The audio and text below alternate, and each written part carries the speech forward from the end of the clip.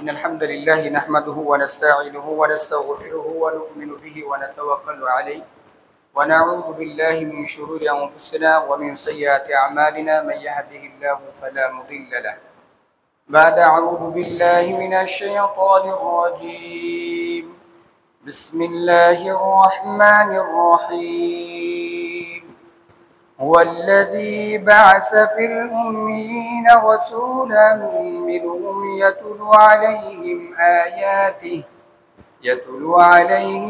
آياته ويزكيهم ويعلمهم الكتاب والحكمة الحمد لله সমস্ত প্রশংসা আল্লাহ রাব্বুল আলামিনের জন্য যিনি আমাদেরকে আজকে বেরাইত পূর্বপাড়া আহলে হাদিস জামে মসজিদে তাবলিগি সফরে আসার এবং বসার তৌফিক দিয়েছেন। সেই শুকরিয়াতে সকলে বলি আলহামদুলিল্লাহ।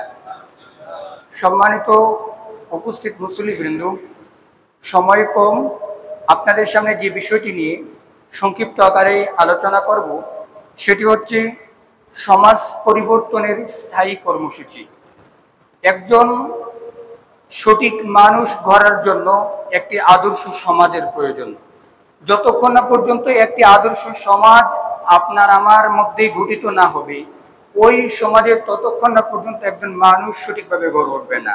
এজন্য আমাদেরকে একটি সমাজ কিভাবে গঠন করতে হবে, রাসূল সাল্লাল্লাহু আলাইহি ওয়াসাল্লাম যখন নবুয়ত প্রাপ্তির পূর্বে যে যুগকে বলা হয় জাহিলিয়াতের যুগ, ওই জাহিলিয়াতের যুগে আল্লাহ সুবহানাহু ওয়া তাআলা ওই তাদের মধ্য থেকে একজনকে রাসূল হিসেবে প্রেরণ করেছেন।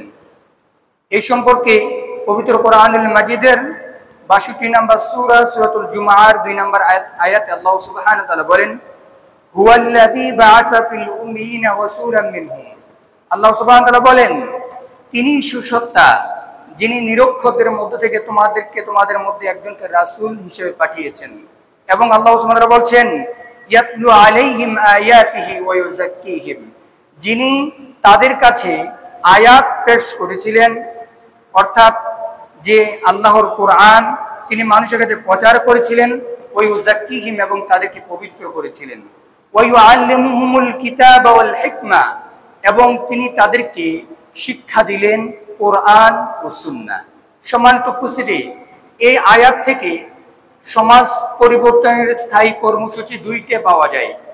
একটি হচ্ছে তাজকিয়া, আরেকটি হচ্ছে তারবিয়া। তাজকিয়া পরিশুদ্ধতা, আরেকটি হচ্ছে পরিচর্যা।